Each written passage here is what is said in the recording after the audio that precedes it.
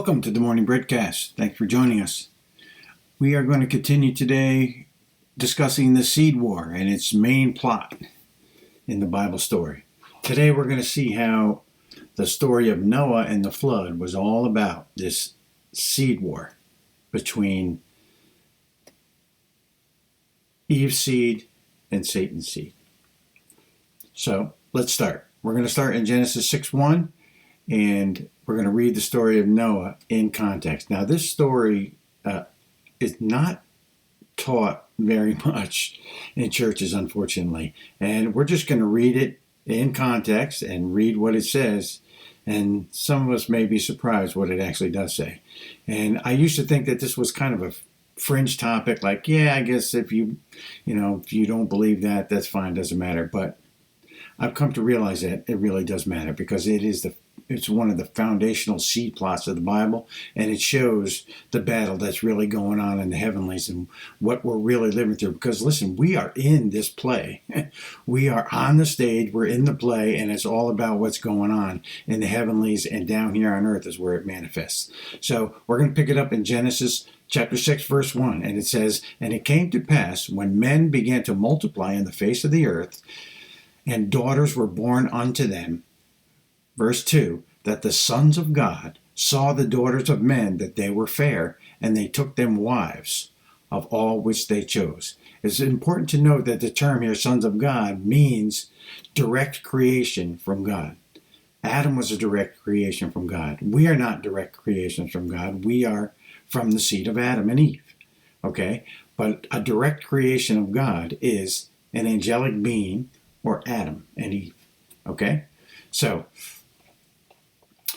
what this is saying, really, the sons of God saw the daughters of men, that they were fair, and they took them wives. So basically what we're talking about is the angels came to earth and created offspring with human women.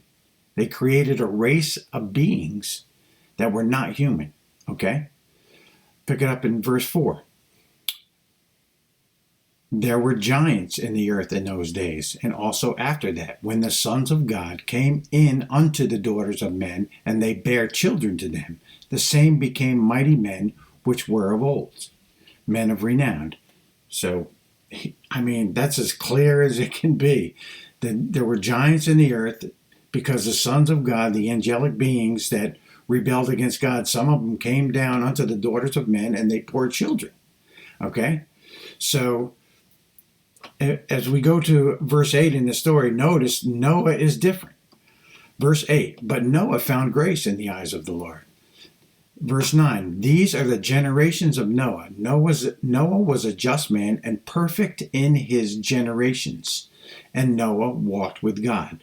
So the term here, perfect in his generations, does not mean everyone in Noah's generation was a perfect person. It means he was perfect in his gene pool. His generations were not polluted by these angelic beings, because these new beings were multiplying all over the place. And pretty soon you're starting to get to the place where there's no real human seed left. They're all tainted seed.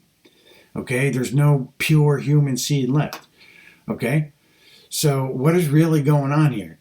It's a plot by Satan to basically destroy the human seed pool. Because here's the reality. It was man that cast us into this chaos. It was Adam. Jesus is called the second Adam.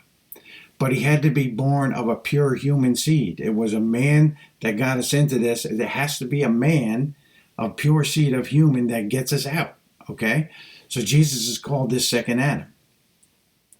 So Satan tried to destroy the human pure seed pool, right? So that Jesus would not be born of a human and he would win the battle. But Noah prevailed and did not pollute his gene pool. Okay? After the flood, again, the gene pool began to be corrupted. You see, when Joshua came to the promised land, that there were giants there. Literally, giants. So did you ever wonder why God told Joshua, go in and destroy them all? Man, woman, and child. Doesn't that seem a bit cruel? When you look at the seed war, it's not cruel, because they were not human. And the reason that Joshua was told to wipe them out was the seed corruption was beginning to spread, and God wanted to cut it off. So I want you to understand now that we're talking about the seed, and Jesus is the seed that was promised from Eve that was going to crush his head. Satan at this point and the angels didn't know where it was coming from, so they had the big picture. Well, it's going to come from the seed of man, so let's corrupt that seed.